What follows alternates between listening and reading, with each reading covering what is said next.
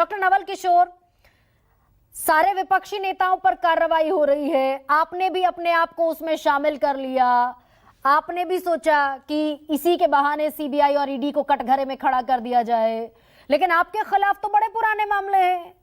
जिस समय land for job scam हुआ उस समय बीजेपी सरकार में नहीं थी, चारा घोटाला हुआ तब बीजेपी सरकार में नहीं थी।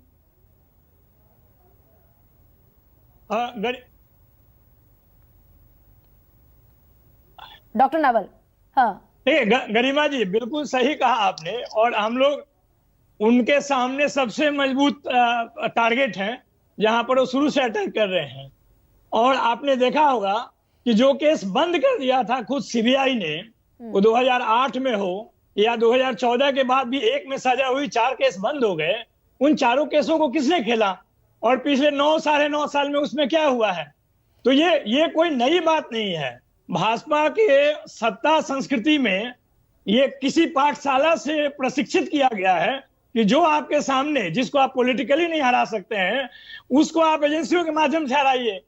केस तोता जो पैरट जो पिंजरे में थी, उस पिंजरे से निकल के कब का वो टूल किट बन गई है सत्ताधारी दल का, ये तो सब लोग जान चुके हैं। नहीं, लेकिन फिर अदालतों पर भी है। नहीं, अदालतें जो टिप्पणी कर रही हैं, आप देखिए सीबीआई कोर्ट का अस्तित्व क्या है, लोअर कोर्ट के समान है। वो हाई कोर्ट और सुप्रीम कोर्ट में खारिज हो जाते हैं। डीए केस में आपने देखा होगा कि लालू जी के खिलाफ में जो केस था वो सुप्रीम कोर्ट में खारिज हो गया।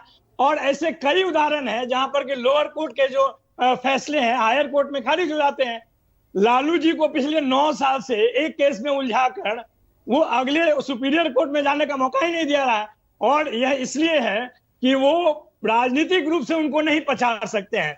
और गरिमा जी, ये मात्र राजनीतिक दल में विपक्षियों का हाल नहीं है। जो लोग पत्रकार हैं, स्वतंत्र पत्रकारिता करते हैं, आप कप्पन का देख लीजिए, 28 महीना जेल में रहे, उसके बाद उनको हटना पड़ा। अभी हाल फिलहाल में जो पत्रकारों के घर पे छापे पड़े हैं ईडीआई के, वो सभी उसके उदाहरण है। ऐसा नहीं है कि विपक्ष में केवल राजनीतिक दल है।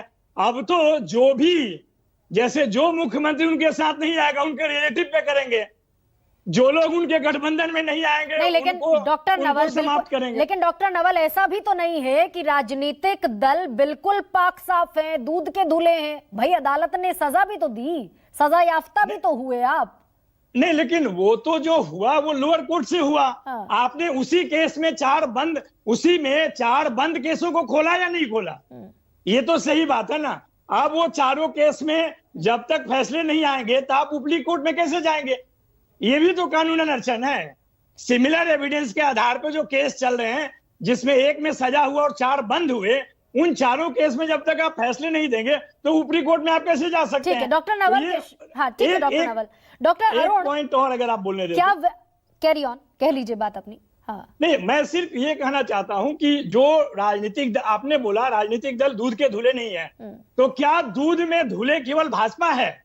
और पूछिए, उसके पीछे एक संगठन है, वही लोग दूध में धुले हुए हैं। ये कैसा दूध है जिसमें केवल एक ही दल के लोग धुलते और बाकी लोग सारे जो है वो फर्जी हो जाते?